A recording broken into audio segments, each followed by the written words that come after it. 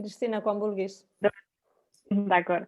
Doncs bona tarda a totes. Benvingudes a aquesta trobada de formació de networking de la Iniciativa Científiques. Com ja sabeu, està organitzada per la Fundació Catalana per la Recerca i la Innovació i el BIST, el Barcelona Institute of Science and Technology.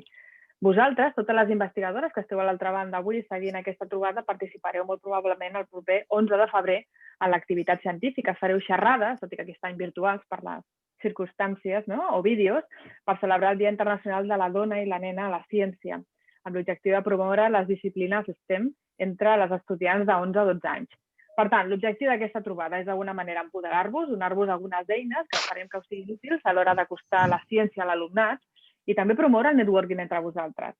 Abans de començar però la primera activitat, el debat sobre dona i ciència als centres públics i l'empresa, m'agradaria passar la paraula a les dues responsables del projecte, la Susanna Figuera, cap d'innovació i del programa Dones i Ciència a la Fundació, i Núria Balló, directora dels programes acadèmics al BIST. Endavant, companyes. Bona tarda a totes. Som enguany 420 científiques, tecnòlogues, directives, emprenedores, empresàries, visionàries totes. La veritat és que hem superat enguany totes les expectatives. També són 482 escoles les que s'han inscrit enguany. I a mi m'agradaria una mica, per suposat agrair-vos-ho a totes, però m'agradaria una mica també fer la comparativa. Aquest és un programa molt jove, enguany és la tercera edició, i el primer any vam nomenar aquest projecte Científiques justament perquè buscàvem 100 dones de la recerca pública i de la recerca privada perquè poguessin inspirar nens i nenes i perquè els nens i les nenes especialment sàpiguen que poden triar lliurement el que vulguin ser. Aquell any vau col·laborar amb nosaltres 115 científiques i 103 escoles que eren del Pla STEMcat. Moltíssimes gràcies al Departament d'Educació que va lograr activar tota aquesta col·laboració. I el segon any la nostra fita eren 200, gairebé ho vam aconseguir, vam ser 181 a 250 centres escolars i prop de 18.000 nens i nenes de sisè i primer de primària. Aquest any, què ha canviat?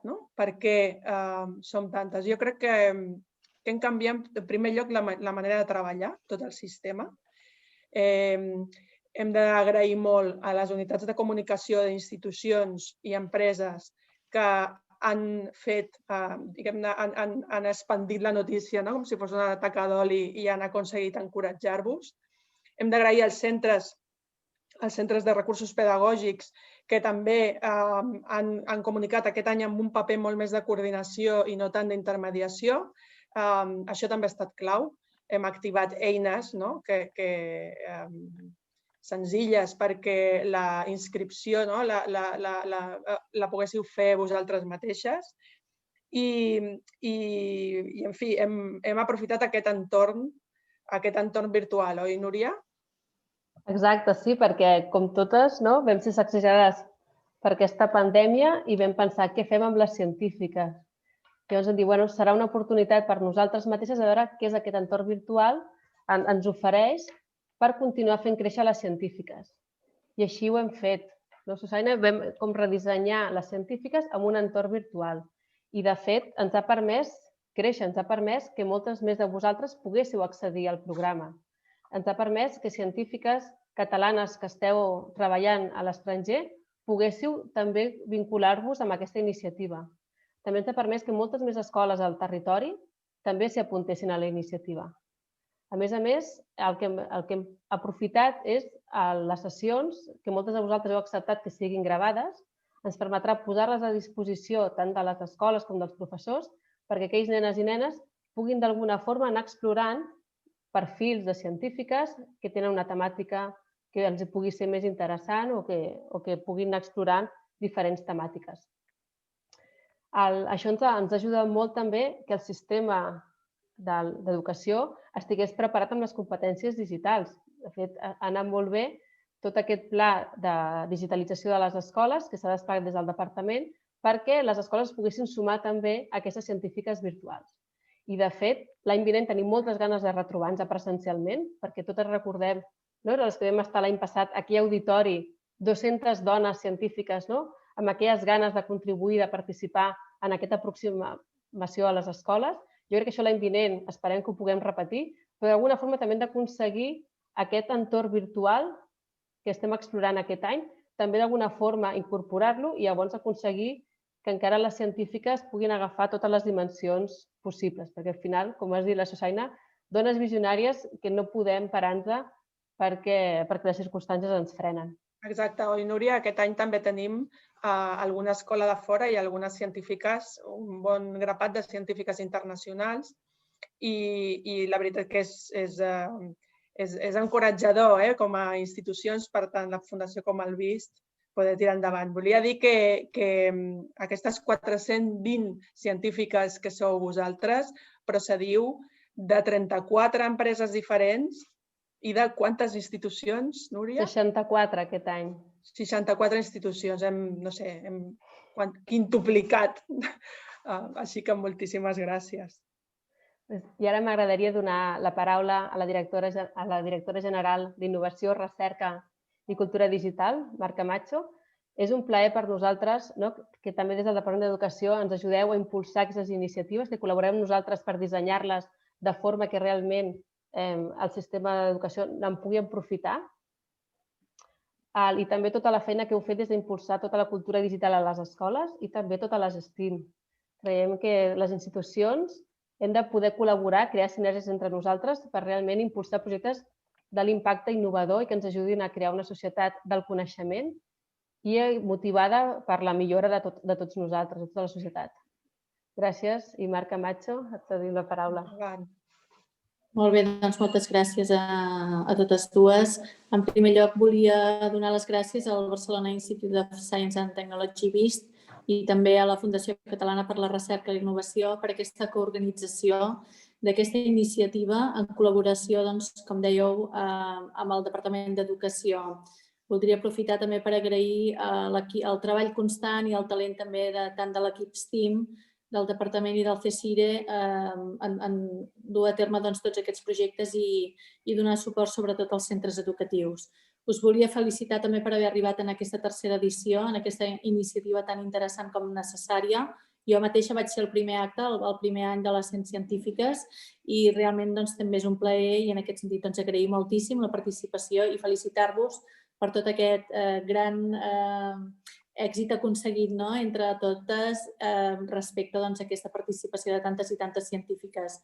Felicitar-les amb elles de manera molt especial. Aquesta jornada, òbviament, no seria possible sense elles i, per tant, fer-la créixer a partir d'aquestes 100 científiques que visibilitzaven en el seu moment i que ara ja en són tantes més. El talent femení, trencant estereotips de gènere, són molt necessàries. També és molt important fer visible aquest talent femení entre les nostres nenes, sobretot, i entre els nois i noies que formen part d'aquest sistema educatiu tan complex i tan variat que tenim al nostre país. Tot i així, falta molt camí a recórrer en aquest sentit i esperem que a les properes edicions ja podem parlar d'algun miler, potser. Aquest seria el repte i llavors ja hauríem de pensar entre tots un altre nom. Per tant, per nosaltres és molt especial aquesta cerca de bons models i d'aquí la rellevància d'aquest projecte que puguin esdevenir importants per als nens i nenes, per les nenes i les noies del país. I és per aquest motiu que des del Departament ens sentim especialment satisfetes d'aquesta col·laboració tant amb la Fundació com amb el VIST. Però volia fer un èmfasi especial en el sentit que aquesta iniciativa no és una iniciativa aïllada i que forma part d'un interès compartit i continuat de les entitats i institucions que col·laborem habitualment, no només en aquesta, sinó també en altres accions, per aquest objectiu comú de promoure i realitzar activitats de divulgació, de formació científica i de promoció de vocacions del professorat i alumnat de primària i secundària, impulsant aquesta cultura científica i fomentant l'aprenentatge de la ciència basada en l'experimentació, la indagació i el seguiment del mètode científic.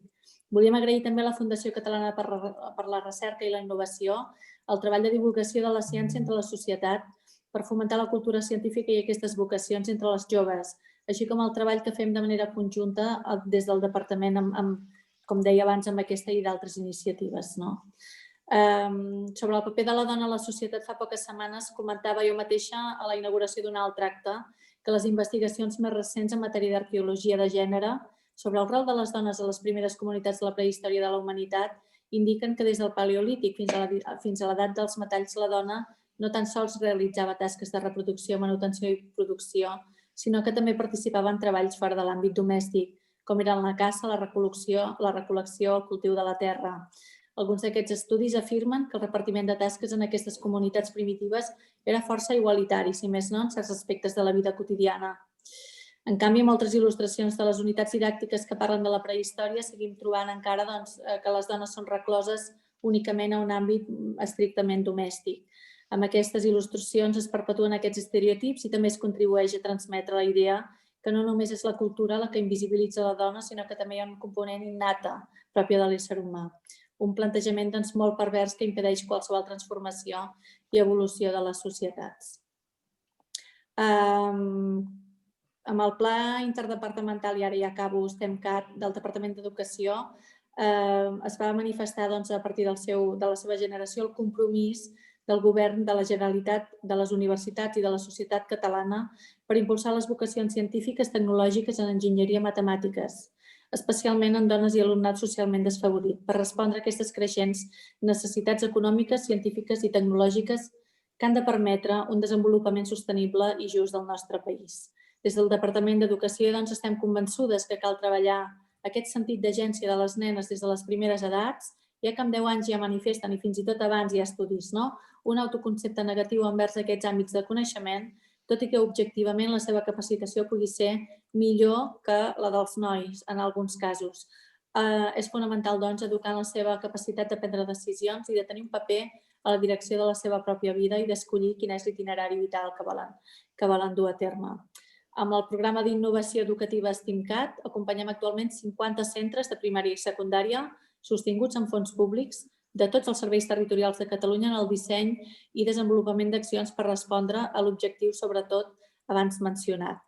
Però totes aquestes accions, realment aquest projecte d'innovació té un impacte sobre uns 15.000 alumnes, però totes aquestes accions no pretenem que quedin tancades en aquests 50 centres i, per tant, no únicament en el seu professorat, alumnat i famílies, pretenem que siguin transferibles amb altres centres i amb altres realitats. I per això comptem amb la figura dels ambaixadors STEAM, que amb el seu treball en el territori i també amb l'ajuda dels centres de recursos pedagògics, abans ho deia la Susaina, i dels serveis territorials, amb un equip important que ens ajuda a transmetre la seva experiència, apropen, enllacen i contextualitzen aquestes iniciatives en els centres educatius, que és el més important. Agrair també des d'aquí el treball de tots aquests ambaixadors i ambaixadores.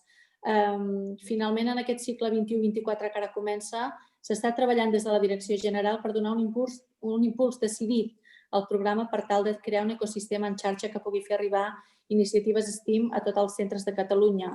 I des del programa STEMcat de la Direcció General també estem molt il·lusionades en aquest treball conjunt que s'està fent per la creació propera i bastant immediata, i esperem que ens sentiu parlar bastant aviat, del primer centre educatiu singular STEAM que incorporarà en el seu projecte educatiu la formació de l'alumnat i de docents en l'àmbit de les ciències com el seu eix vertebrador. Per fer-ho possible, participen en aquest projecte persones investigadores procedents de diferents centres de recerca que aglutina el VIST. Aquí les tinc totes referenciades però no les diré, i òbviament ve auspiciat i promogut pel propi Departament d'Educació perquè entén i és conscient de la necessitat de l'existència no només d'un centre, sinó de tants altres més que haurien de venir al darrere.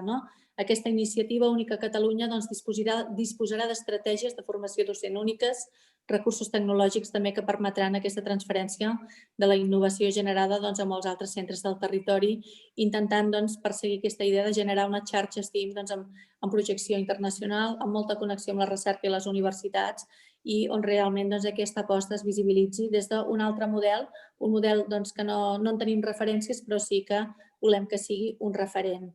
Per tant, estem fent passes, algunes més petites, altres més importants. Comptem amb tots vosaltres, amb totes vosaltres en aquest cas, felicitar-vos a totes per aquesta iniciativa, als equips que les estan duent a terme i desitjar-vos que tingueu una molt bona jornada. Moltes gràcies.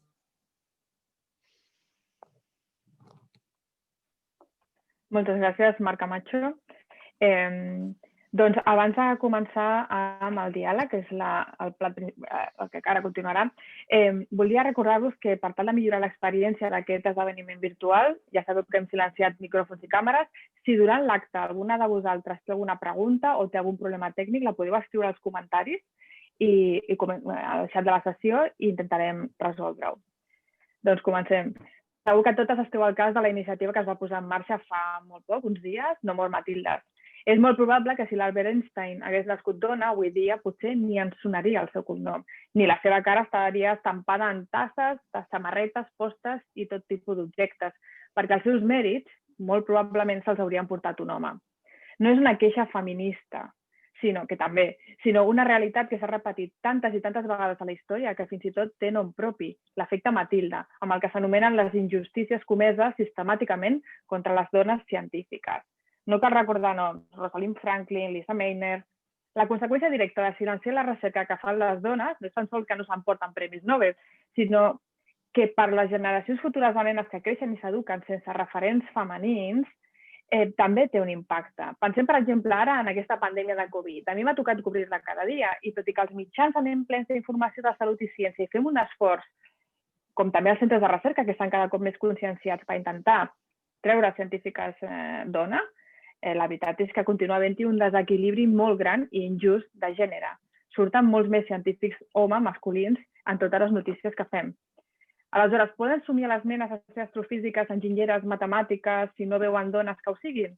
Doncs en parlarem avui amb la Núria Montserrat, investigadora i CREA a l'Institut de Bioenginyeria de Catalunya, una científica que és referent mundial en la creació de miniòrgans, sistemes que permeten reproduir amb exactitud els òrgans humans amb tota la seva complexitat per estudiar malalties o provar fàrmacs. Des de l'inici de la Covid està implicada i lidera projectes d'investigació del SARS-CoV-2. A més, la Núria, en aquest sentit, és una de les científiques més implicades en activitats de foment de les vocacions científiques i de lluita contra els estereotips de gènere. També comptem amb Anna Bosch. És directora general de Noel, que és un dels referents del sector de l'alimentació a Espanya. Aquesta empresària olotina ha desenvolupat una estratègia de comercialització basada en el gran consum i la internacionalització. Noel aposta per la recerca i l'innovació, compta amb un departament de R+D propi, que està integrat majoritàriament per dones i també impulsa projectes d'investigació en centres de recerca i universitats, com després esperem que ens expliqui l'Anna. A més de les seves responsabilitats empresarials i per tal de fer retorn a la societat, l'Anna va crear també la Fundació Abel Bosch, de la qual és presidenta, que recolza projectes d'investigació orientats a malalties infantils, sobretot el càncer i el lupus. Elles dues són exemples excel·lents d'èxit, dues dones en posicions de lideratge, però per desgràcia no és habitual. Una enquesta del 2019 de la Societat d'Investigadors Espanyols al Regne Unit mostrava que el 70% de les dones científiques no tenen les mateixes oportunitats de progressió a la seva carrera que els homes. Segurament aquest percentatge era encara més escandalós fa només un parell de dècades i, a més, no es limita al món de la recerca. Segons aquest informe, Espanya, a més, oferia un dels escenaris més adversos per a les dones científiques. Segons l'Índex de Competitivitat del Talent Global, un marc de referència en temes relacionats amb el talent, la competitivitat i el futur laboral, que també inclou temes d'igualtat de gènere, aquest índex assenyalava que Espanya obtenia la pitjor puntuació en qüestió d'oportunitats de lideratge per a les dones, per no parlar del sostre de vidre que genera la maternitat. Que no lideri les dones, què implica? Doncs que reben menys invitacions per anar a conferències, per formar part dels panells d'experts de revisió, estableixen menys relacions amb altres científics i això fa que de vegades es publiquin en posicions d'autoria menys rellevant o que tinguin menys oportunitats de participar en projectes. Això implica pitjors valoracions del seu currículum i, per tant, menys accés a finançament, el que fa que no puguin pujar a posicions de lideratge. I així, un cercle viciós, però que les nostres dues convidades han aconseguit trencar. Benvingudes, Núria i Anna. Abans de començar el diàleg, m'agradaria que ens adrecéssiu unes paraules. Si vols començar, Anna. Bona tarda a tothom. Abans de res, voldria felicitar els organitzadors de l'esdeveniment, a la Fundació Catalana per la Recerca i la Innovació i també al Barcelona Institute of Science and Technology per la iniciativa i donar-los les gràcies per poder avui participar i estar avui aquí amb vosaltres. Penso que és molt important posar de relleu el paper fundamental de la ciència en la societat i sobretot quan s'encara des d'un punt de vista femení. També el que trobo més interessant és plantejar la consecució d'aquest repte a través de la col·laboració entre l'àmbit acadèmic, els centres públics de recerca i, lògicament, les empreses. I com a directora del grup d'alimentació Noel Alimentària, us diria que sense recerca nosaltres no tindríem innovació. I penseu que la innovació és un dels pilars més importants de Noel. Moltes gràcies per ser aquí i espero que amb aquesta xerrada puguin cobrir els objectius d'aquesta interessant iniciativa. Gràcies, Anna. Núria, endavant. Hola, molt bona tarda a totes i segurament tots, perquè estic segura que també hi ha homes connectats i això és fantàstic, tenir un diàleg, en aquest cas virtual, comptant amb homes i dones compromesos amb la ciència, amb la divulgació científica i amb acostar, com diu bé l'Anna Bosch, al món de la indústria, al món de la recerca i sobretot el fet d'intentar promoure aquests models de lideratge i de role model a les escoles, incidint també en els més petits i les més petites a les aules. I estic molt contenta d'estar aquí. Volia agrair sobretot a Fundació Catalana per la Recerca i Innovació i una altra vegada al VIST per promoure aquesta activitat tan bonica i que jo crec que totes i tots estem supercontents d'estar aquí avui i amb moltes ganes de continuar amb vosaltres aquesta tarda. Moltes gràcies, Núria. Doncs comencem. Les dues, com deia la presentació, sou dones líder que porteu equips amb responsabilitat. A mi m'agradaria que m'expliquéssiu quina ha estat la vostra experiència. Si aquestes dades que jo us comentava abans, d'aquest estudi de la Societat d'Investigadors Espanyols, també us heu sentit reflectides o no. No sé si us heu trobat entrebancs per arribar fins on esteu liderant. No sé si vols començar tu, Anna. A veure,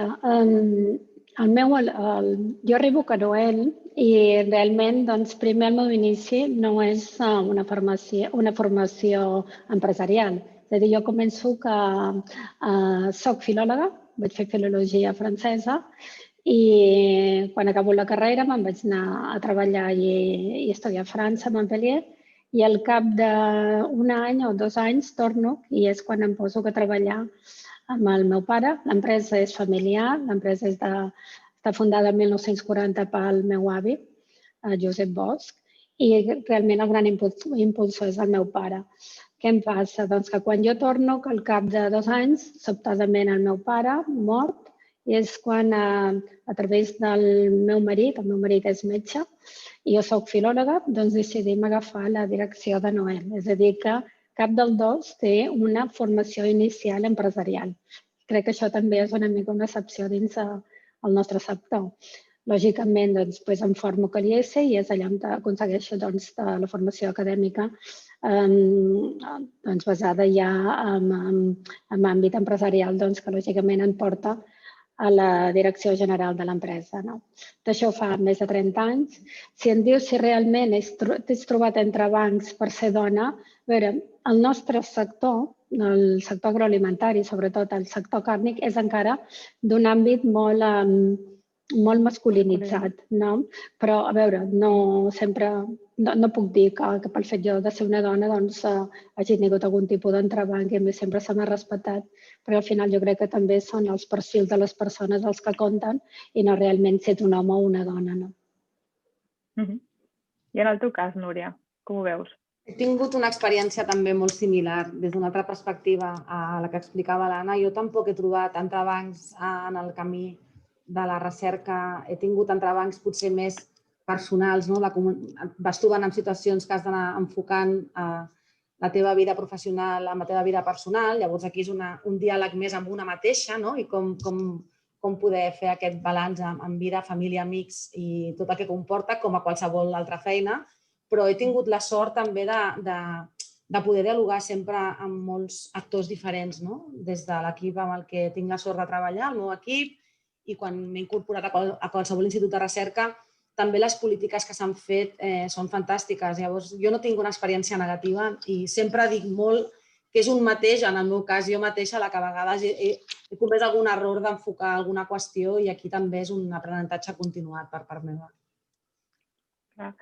Pensant en aquesta activitat que farem l'11 de setembre, de les xerrades de les científiques a les escoles, quan éreu petites, vosaltres teníeu models femenins en qui emmirallar-vos? I us explico una anècdota personal, no? O sigui, jo vaig estudiar periodisme i recordo que la primera, i m'agradava molt el món de la tele, i recordo que la primera vegada que vaig veure una dona portant una càmera i editant un vídeo, que potser alguna de les persones que sentin que siguin més joves diran, però què diu?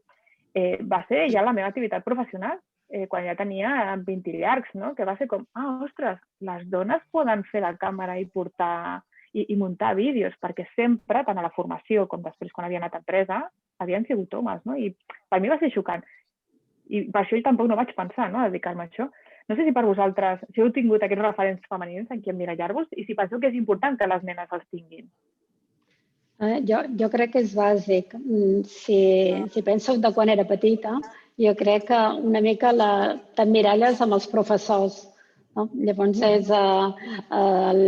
recordo que les assignatures més tecnològiques estaven donant normalment per dones i, a més, que eren també les més exigents, perquè al final tu recordes a les professores exigents que t'obliguen a treballar i a posar tot l'esforç possible en aconseguir tirar endavant l'assignatura i no recordes els que era fàcil passar l'assignatura. Llavors jo crec que, almenys amb el que a mi em fa referència, eren les professores que tenia de petita.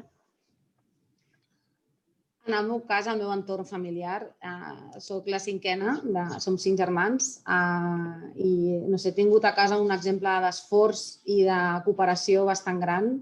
No he tingut un role model com a científica, però et podria dir que la meva mare els dissabtes al matí a la cuina ens tenia tots allà trastejant i jo des de molt petita sabia que volia fer biologia, això ho tenia claríssim. Crec que també em va impressionar molt o impactar molt alguna sèrie que feien de dibuixos animats amb el tema del cos humà i això també va ser molt, molt bo per mi, però sobretot a casa, l'esforç i una mica el viure amb molta família. Sí, sí.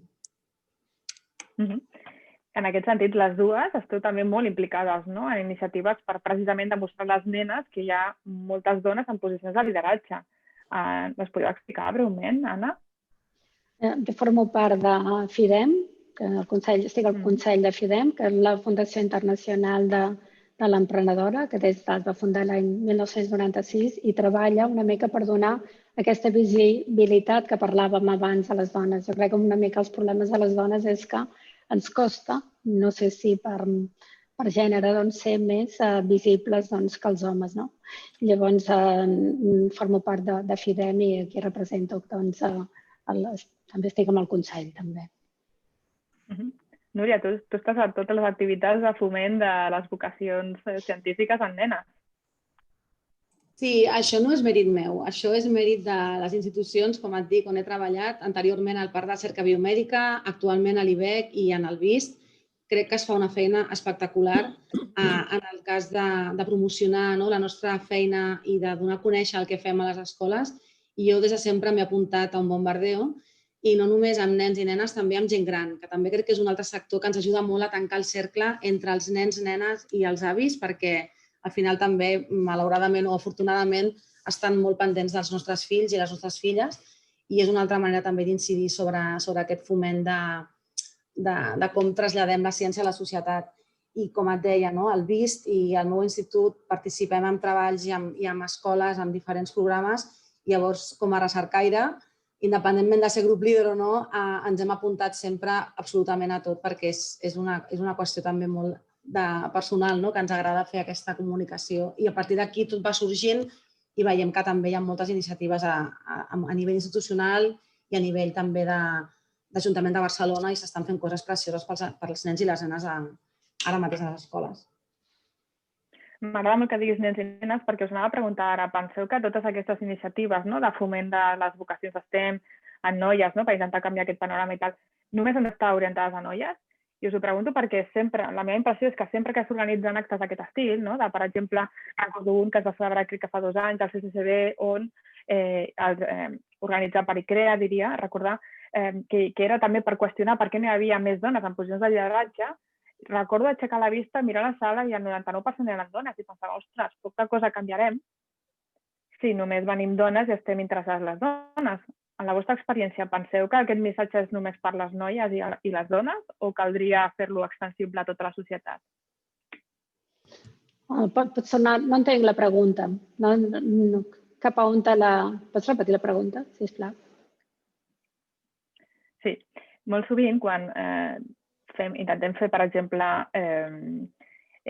foment de les vocacions de les disciplines STEM, les enfoquem cap a les noies perquè s'ha d'intentar arrossegar aquest públic, no? Però moltes vegades també és cert que centrem totes aquestes activitats només dirigides a les noies i penso, bueno, som el 50% de la societat, no? Penses que caldria també ser extensible, arrossegar els homes també, que al final ens han d'acompanyar, no?, en aquest camí. Sí, perdó. Sí, perfecte. No sé, una mica, per exemple, doncs, el programa que des de la Fundació i que nosaltres com a Anara Alimentària hem subscrit en tot el que fa referència, per exemple, als petits talents científics i als joves talents científics, no forma part només, no engloba només les nenes, sinó també els nens. Jo crec que és molt important que ja des de l'escola s'obri la ment, perquè és un programa que agafa a nens a partir dels 6 anys, s'obri la ment d'altres disciplines, disciplines més orientades a el que estàs parlant a les STEMs. I també jo diria que seria tant a nens com a nenes, però també crec que és molt important reforçar en l'àmbit de les nenes, perquè és allà on veiem tota la mancança realment amb les ciències tecnològiques. I l'altre dia estava llegint una entrevista que es va fer a la vicerectora de l'OPC, la vicerectora d'Igualtat Social de la Politècnica de Catalunya, que deia que en ple 2020, si analitzem les matrícules de les nenes dels 18 anys, de les noies dels 18 anys, que tenen 18 anys, només es matriculen 30% amb el que es fa en l'àmbit de modalitats científiques. Per tant, jo crec que sí que és molt important els nens i nenes, però jo crec que s'ha de reforçar més amb el que és amb la part femenina. Si vols afegir alguna cosa, Núria?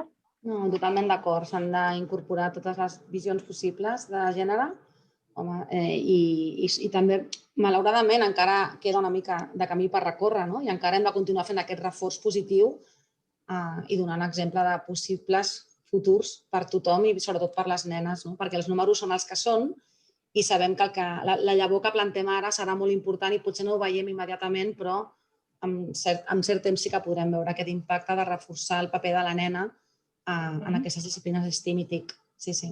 I com penseu que s'hauria de fer aquesta aproximació de la ciència a les escoles? Perquè tant nens com nenes, en aquest cas més les nenes, se sentin interessades per aquestes disciplines STEM. Mira, jo crec que és una mica el que comentava abans, donar visibilitat també a que els mestres, tant a DSM, el que és a ESO, els professors, els catedràtics, que hi hagi més dones que realment representin i que donin aquestes modalitats més tecnològiques. Perquè per més que li puguis dir a una nena que pot arribar a ser una enginyera, si sempre els seus professors, totes les persones que l'estan ensenyant són homes, són del gènere masculí, jo crec que és contradictori. Hi hauria d'haver una espècie de paritat que estem demanant i l'hem aconseguit amb els governs, amb el món polític, però jo crec que també hi hauria de ser amb el món científic. Potser també una altra de possibles idees seria que estiguessin tutelades per dones que els acompanyen una mica amb tota la figura del tutelatge, amb tot el que seria des que estan a l'institut, però també ja quan estiguin a la universitat. Això és molt interessant, això que estàs dient ara, i precisament hi ha una persona, Feli Derralde, que ens fa un comentari i diu: cal explicar als nens i a les nenes que són tan llestes elles i capaces com ells, perquè hi ha aquest estereotip de gènere, que les nenes a partir d'una certa edat es consideren pitjors en matemàtiques i altres disciplines que els nens. I això hi ha estudis que demostren que quan tenen un professor masculí es reforça inevitablement aquest estereotip, perquè al final elles són evidentment igual de capaces que els nois. En una de les enquestes que he consultat aquests dies comentava que les millors alumnes en matemàtiques no solen escollir després una enginyeria o una informàtica per desenvolupar la seva trajectòria professional, sinó que faran carreres més com a potser biologia, química, però que realment no fan el pas a les carreres que nosaltres considerem purament de tecnologia. Potser també consideren que, per exemple, a la meva empresa, que nosaltres dintre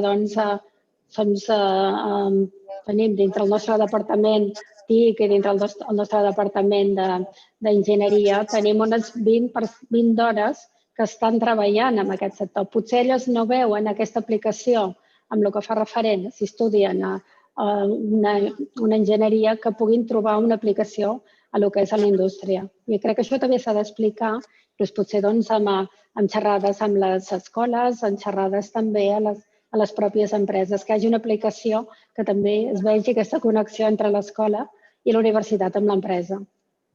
Mira, precisament en relació al que estàs comentant ara, la Núria Salant de l'OPC diu que han engegat el programa Aquí Estim, des del qual s'ofereix una enginyeria de capçalera a les escoles de primària que s'hi han volgut incorporar. És un programa molt maco on els mestres i les mestres agraeixen molt aquest tutelatge, que també és una de les idees que proposaves. Núria, tu què en penses? Sí, clar, ara mateix estic escoltant i aprenent molt de l'Anna Bosch i també de les qüestions que s'estan formulant aquí en el xat. També crec que és important incidir molt en els més petits i petites. Hi ha molts programes, per exemple, per edats ESO, batxillerat, infantil, però crec que P3, P4, P5, on a vegades costa molt també idear també activitats, de com fem aquest modelatge, com presentem aquest role model en aquests nens i nenes més petits, crec que és important no descuidar-lo i treballar tot el circuit. I també a partir, com deia abans, dels avis i les àvies i de fomentar molt el diàleg amb les famílies. I això jo crec que és molt important per tancar i posar molts marcs de referència, perquè potser tenim un model de científica, però és que hi ha tants models de científiques, hi ha tants models ara mateix de com ens comuniquem. Avui mateix estàveu parlant en la introducció com de la pandèmia hem aprofitat aquest dany col·lateral per fer una activitat encara més gran i s'ha fet aquesta activitat tan potent, el mateix. Hem d'intentar estar sempre oberts i intentar reconnectar al màxim totes aquestes qüestions incorporant a més d'un sector i incidir sobretot en els més petits. Jo crec que aquesta per mi ara mateix és la clau i on veig més el buit, l'espai buit per treballar. A part de les qüestions que estem comentant ara d'incidir en edats més madures, però els nens per mi són el futur i crec que hem de treballar molt encara. El que comenta la Núria, a veure, és veritat que si tu amb un nen petit li dius què deu fer un enginyer i només te relaciona que potser l'enginyer només pot construir un pont o un aqüeducte, però si li expliques que hi ha tota una aplicació al món de l'empresa que no és treballar es pot treballar d'una altra forma, compartint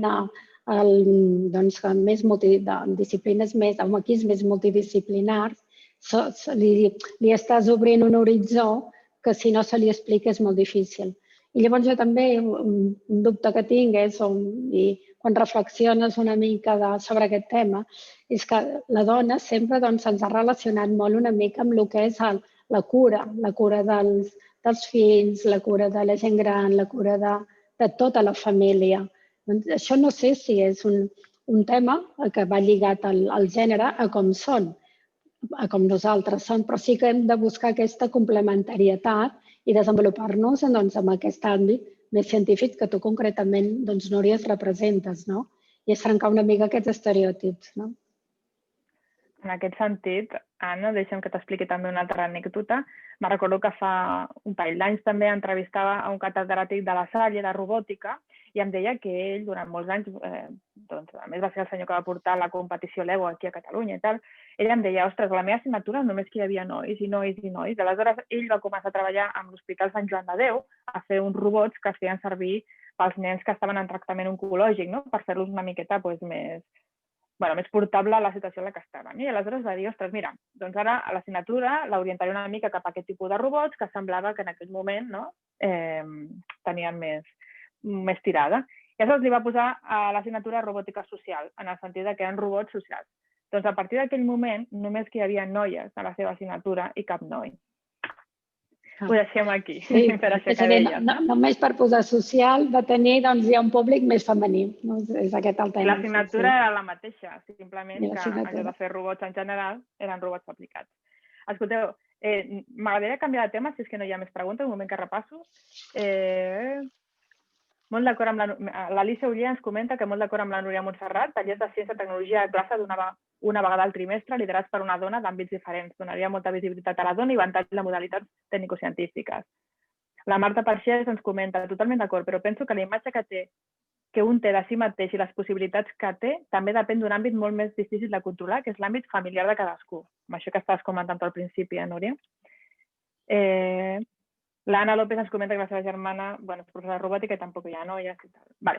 Vaig a canviar de tema, d'acord? Perquè aprofitant que tinc dues dones líder, com he dit al principi, en l'àmbit de l'empresa privada i també en l'àmbit de la recerca pública, a mi m'agradaria una mica reflexionar sobre quin paper penseu que poden tenir, per exemple, ho apuntava una mica l'Anna ara fa un moment, no? Quin paper penseu que poden tenir les empreses a l'hora també de fomentar l'interès per la ciència en la societat i també per transformar la recerca bàsica que potser es fa a centres com en l'IBEC, on treballa la Núria en productes de mercat. Com ho veieu? Primer de tot, si voleu, abordem el tema de com penseu que des de l'empresa es podria també atreure les noies cap a la recerca. I després parlem una mica, si voleu, de com també l'empresa pot dinamitzar la recerca que fa als centres de recerca públics. El que jo comentava des de l'inici, nosaltres fem una recerca, és a dir, l'objectiu de la nostra recerca és la innovació. Ells sempre ha estat una empresa que dins del mercat ens consideren la mateixa competència, el mateix mercat, una empresa molt innovadora. És a dir, nosaltres no fem recerca bàsica com pot fer la Núria, però sempre amb la recerca vas a buscar uns objectius. Quins són els nostres objectius? És a través de la recerca i a través de la innovació donar solucions a les noves tendències que sorgeixen dels nostres consumidors. Ara, per exemple, nosaltres l'últim projecte que hem desenvolupat és el que fa referència a productes vegetals sense carn. Per què? A base tot de proteïna vegetal, perquè hi ha un consumidor que és flexitarià, que el que no vol és menjar carn cada dia. Llavors, nosaltres com a empresa, i som una empresa, ja no diria càrnica, som una empresa, diguéssim, alimentària, el que ens interessa és cobrir aquestes necessitats. D'on sorgeix aquesta inquietud? Fa uns 5 anys, recordo que estàvem en una fira a Alemanya, a la Nuga, i vam començar a veure que molts del nostre sector, del sector alemany, estava ja comercialitzant aquest tipus de producte. Nosaltres vam ser la primera empresa que arriba aquí a Espanya que presentem aquest producte a base de proteïna vegetal, inclús en alimentària ens donen un premi com a producte més innovador dins la modalitat de salut i per explicar una mica el que te comentava, que la nostra recerca és aquesta investigació per cobrir aquestes necessitats que cobreixen les noves tendències del mercat.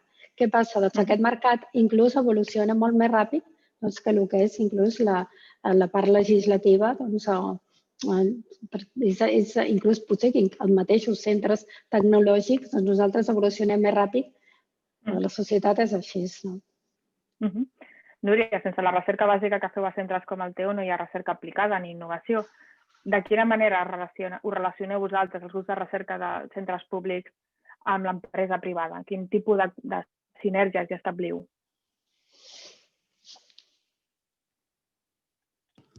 Perdona, que tenia el micròfon apagat.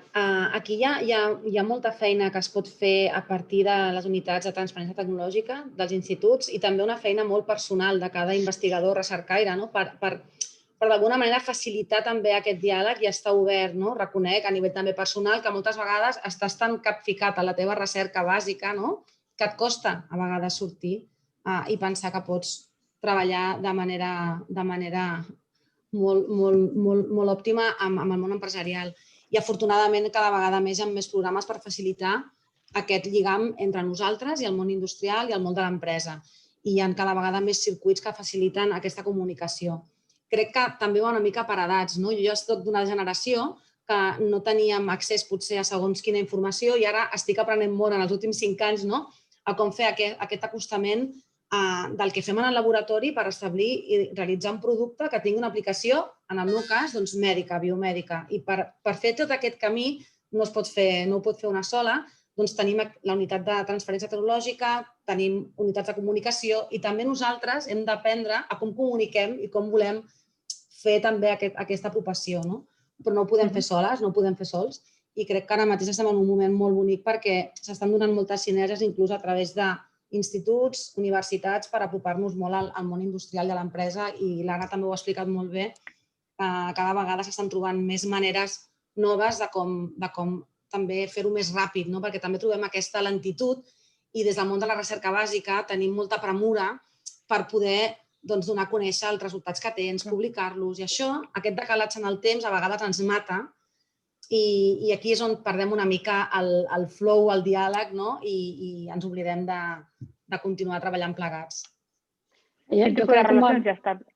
Sí, perdona, jo crec que una mica el que comentava la Núria és molt important i des d'aquí, Núria, et convido a visitar la nostra empresa perquè segurament que dins d'uns mons tan diferents que és el teu i el nostre, trobarem sinergies. Per exemple, nosaltres, quina és una necessitat que ens està demandant el nostre consumidor? És la reducció de plàstic. Sí o sí, hi estem anant. Nosaltres, amb els 2 darrers anys, hem reduït més de 200 tonelades de plàstic.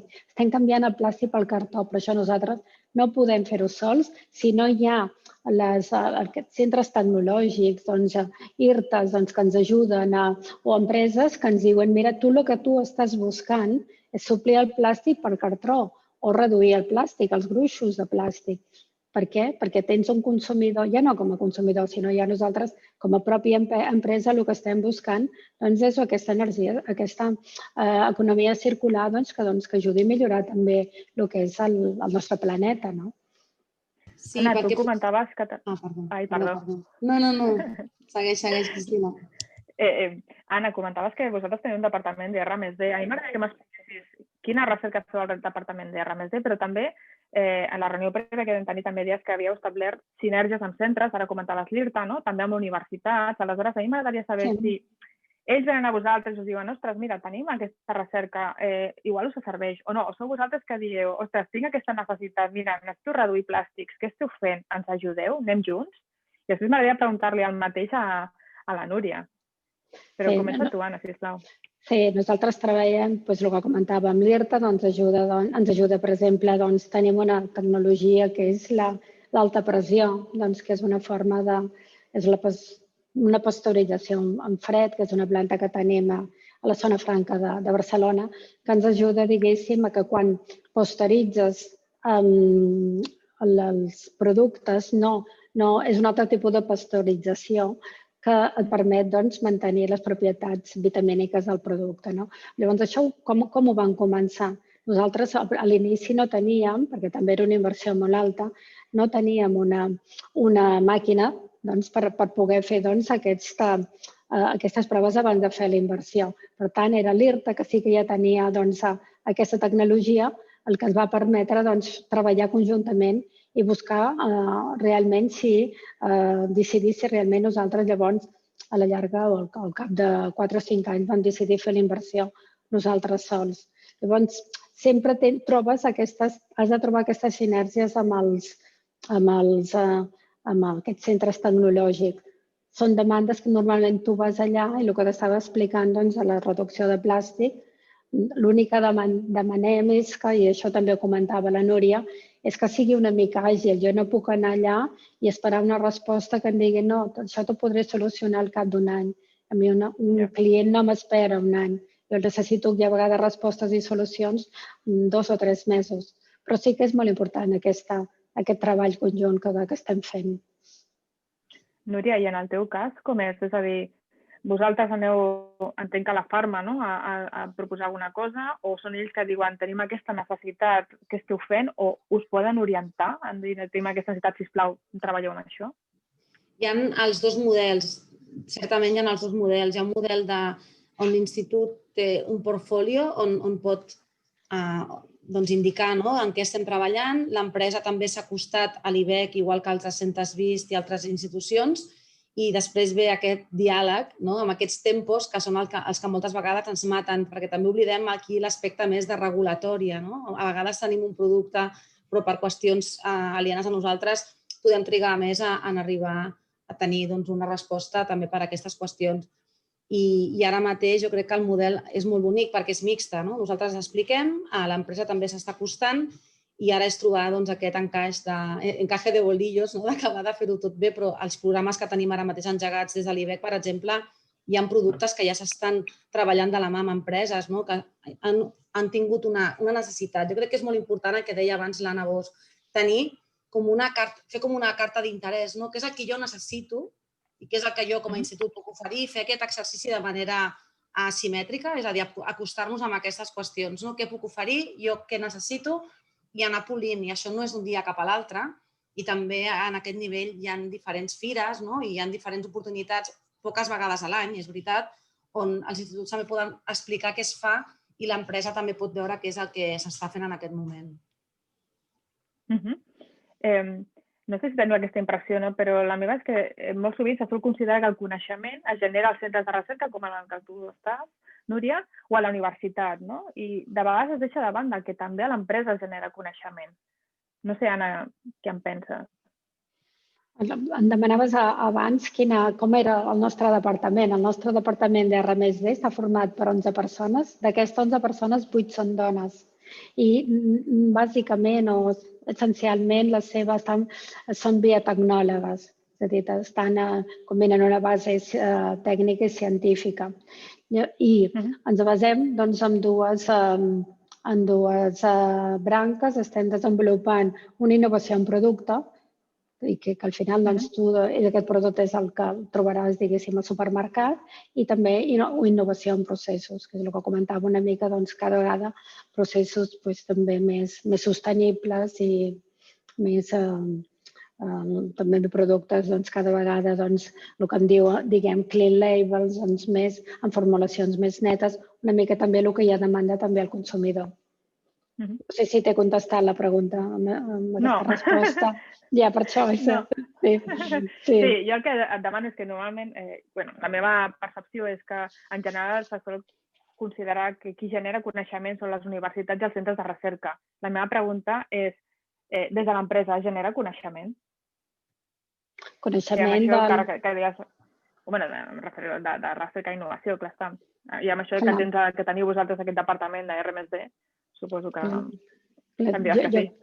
Sí, clar que sí, perquè és aquest coneixement que et permet innovar i que et permet, diguéssim, anar avançant. Que si no, jo crec que una empresa que no innova és una empresa que està parada. I és el que t'estava comentant, ens hem d'anar adaptant a les noves demandes i a les noves tendències que hi ha al mercat.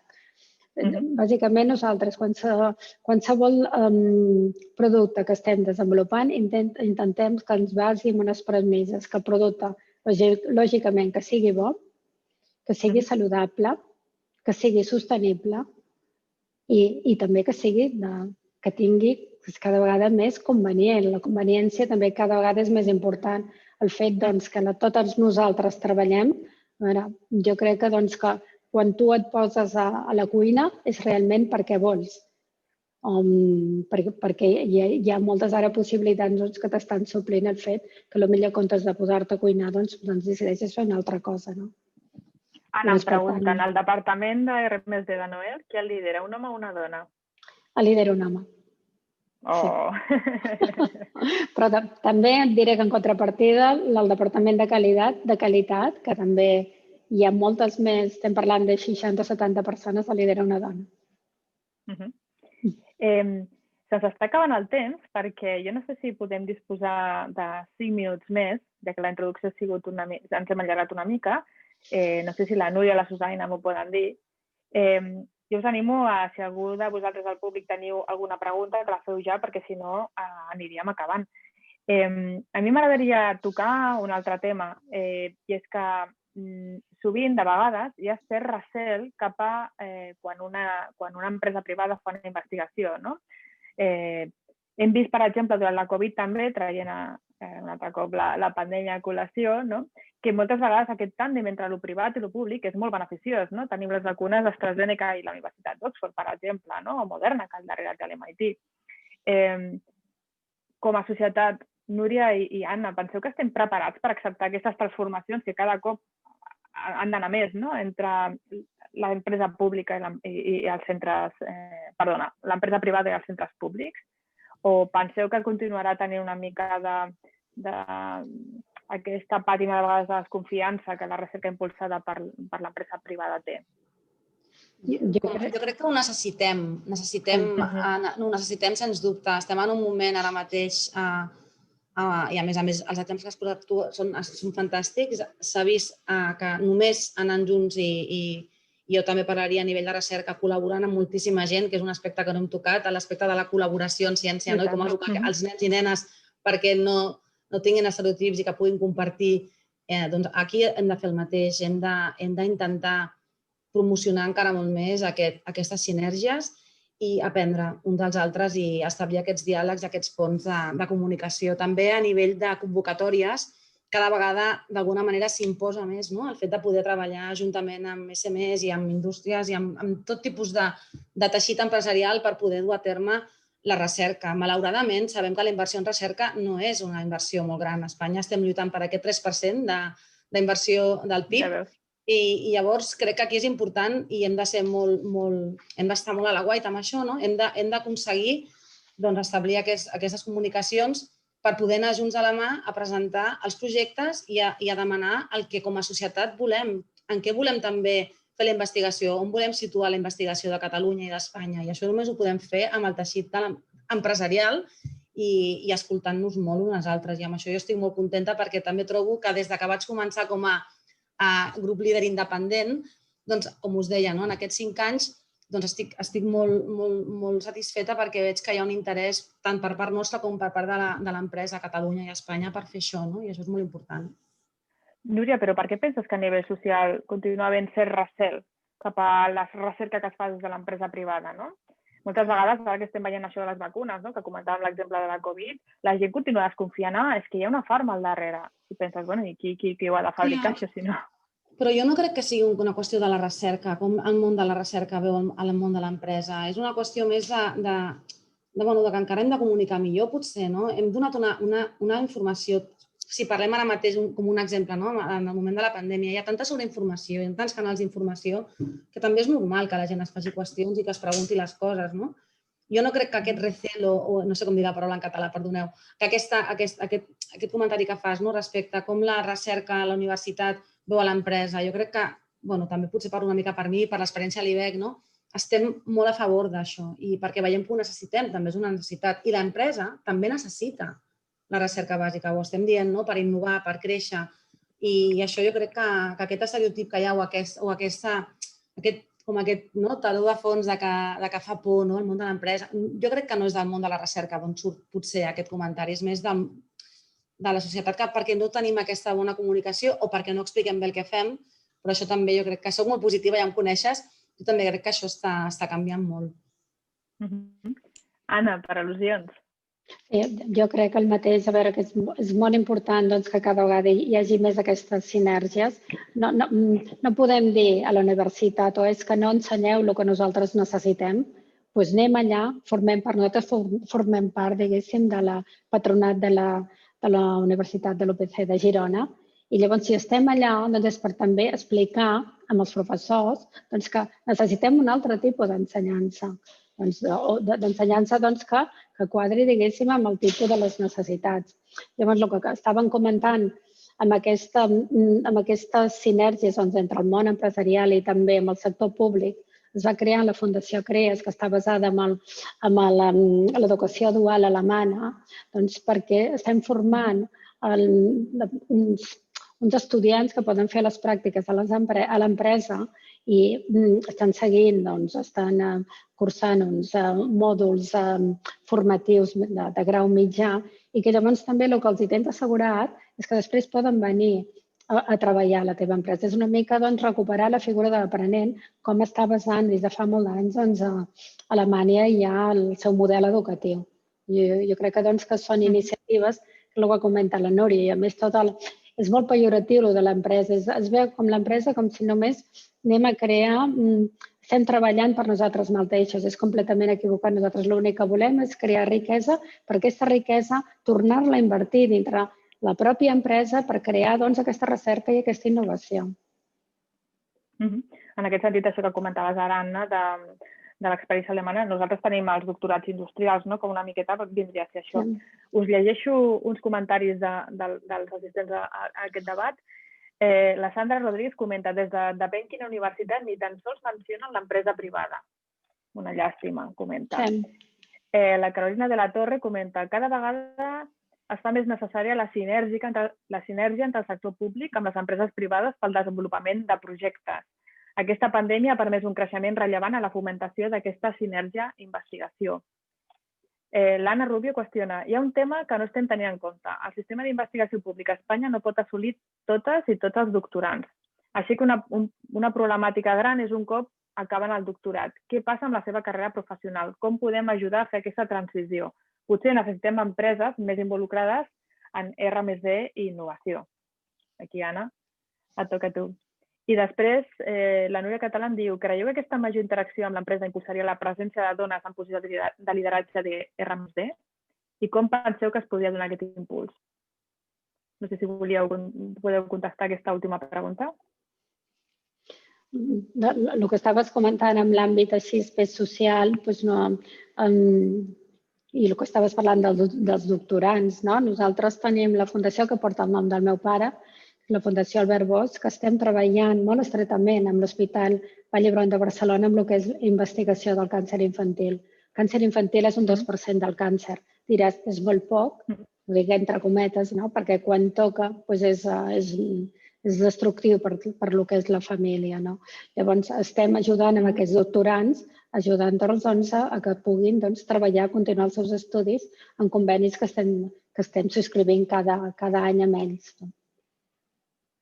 Però penses que, com pregunta la Núria, que una major interacció entre l'empresa privada i els centres universitaris que generen doctorants podria impulsar, o sigui, tots aquests doctorants que acaben els seus estudis, acaben superpreparats i que no tenen cabuda en el sistema de recerca públic. Tu penses que potser millorant aquesta interacció entre empresa privada i universitat es podria impulsar la presència de dones que acabin en posicions de lideratge? Jo crec que sí. És un problema crec que ho ha comentat la Núria, és un problema de comunicació. Estem treballant paral·lelament i estem intentant arribar allà mateix, però potser el que tenim que buscar és les interseccions. Segur que sí. Si pots incorporar a l'empresa a fer algun tipus d'estudi que els serveix també a ells i a nosaltres i això com amb l'objectiu que ens coneixin més i de crear aquesta recerca i al final també, per què no, que conservar aquest talent i se quedi dins l'empresa. I una última qüestió que han comentat. Tu penses que, per exemple, per fer recerca a Noel, totes les persones que entren han de tenir un doctorat? Perquè comenta la Eura Cardona que amb el sistema que tenim actualment és impossible que tothom acabi tenint un doctorat, i ha d'haver-hi altres alternatives de creixement laboral per totes les científiques que no tenen aquesta qualificació. Vosaltres, com a requisit per entrar al vostre departament de R+D, demaneu que el científic o la científica tingui un doctorat? No, que tingui un doctorat, no. Que tingui una llicenciatura, un grau, sí, lògicament, però que tingui un doctorat no és sine qua non. I crec molt també, a veure, està molt bé el currículum. Lògicament, s'ha de partir d'un coneixement, només faltaria, però llavors és molt, et diré, l'actitud en C i a vegades més que amb l'aptitud en P. Sí. D'acord. Doncs ara sí que m'estan dient que ja se'ns ha acabat el temps. Jo em quedaria amb vosaltres dialogant una hora més perquè em sembla superinteressant tot el que esteu explicant i comentant. Espero que també a les persones que s'estan seguint també els hagi semblat interessantíssim. Anna Bosch, moltes gràcies. Núria Montserrat, moltes gràcies. Moltes gràcies a vosaltres. Gràcies. Moltes gràcies a tothom que s'està seguint. I continuem amb aquesta jornada. Pensant en aquesta xerrada que fareu a les escoles, a continuació els companys d'Eduscopi us en faran 5 cèntims de com ha de ser aquesta xerrada que vosaltres fareu. I dono pas a la Bea Cordero, d'Eduscopi. Bea, quan vulguis. Gràcies, Cristina. Hola, molt bona tarda a totes. Mira, primer volem dir que des de l'Oscopi estem supercontentes de participar en aquesta edició de Científiques i que el que hem fet nosaltres és preparar-vos una plantilla que podeu fer servir quan aneu a fer les xerrades a les escoles. Ara ho començaré a compartir-vos la meva pantalla perquè podeu veure, podeu fer una ullada de com serà aquesta presentació, de com serà aquesta plantilla que podeu fer servir. Penseu que nosaltres ho hem plantejat de manera que podreu agafar la plantilla i editar-la o podeu inspirar-vos en la plantilla i agafeu el que més us interessi i el que els hi vulgueu explicar. Llavors, si ara vaig a la meva presentació, podreu veure, molt bé, amb quins objectius hem plantejat aquesta miniguia perquè feu la xerrada a les escoles, amb aquests 4 objectius. El primer de tot, conèixer una científica, és a dir, conèixer-vos a vosaltres. Després, descobrir la recerca que fa. I aquest ordre l'hem posat així perquè pensem que si us coneixen personalment, després serà molt més fàcil aconseguir el tercer i el quart objectiu, trencar estereotips i generar curiositat. Curiositat en la recerca que feu i en la ciència en general. Llavors, com us deia, hem preparat una plantilla i us he de dir que aquesta plantilla està relacionada amb un material que hem preparat per les escoles. Llavors, és una fitxa que té aquest aspecte. Ara us l'ensenyo una mica més de prop. I veieu que hi ha 2 columnes. La primera columna es diu abans de conèixer-la i la segona columna es diu després de conèixer-la. A la primera columna ja l'hauran omplert abans de conèixer-vos, abans de contactar amb vosaltres. I la segona, com bé podeu estar deduint, l'ompliran després. Volem que especulin una mica sobre quina imatge tenen ells mateixos de com serà una científica. Llavors, us hem posat una primera diapositiva que es diu Em presento, que em sembla que és l'única diapositiva de totes que us recomanem que no la feu servir, al contrari de les següents. En aquest cas, si preferiu, en lloc de fer servir la diapositiva, el que podeu fer és simplement mireu a càmera i us presenteu. No compartiu encara la vostra pantalla, us presenteu a la classe. Molt bé. A partir d'aquí sí que ja us aconsellem que feu servir les diapositives, que és el següent en el qual especularan una mica els alumnes abans de conèixer-ho. Què us agrada fer en el vostre temps lliure? Llavors us hem posat aquí una diapositiva i ja ho estem escrivint aquí una mica. Us recomanem posar fotos o vídeos. Llavors, aquí no cal que poseu text, vosaltres expliqueu el que us agrada fer. Volem que us coneguin més enllà de la vostra feina. Llavors, el missatge que volem fer arribar amb aquest tipus de contingut és que volem trencar estereotips sobre les persones que es dediquen a la ciència. Els podem explicar que treballem en un laboratori, si és el vostre cas, però potser també treballem a la muntanya o a l'oceà.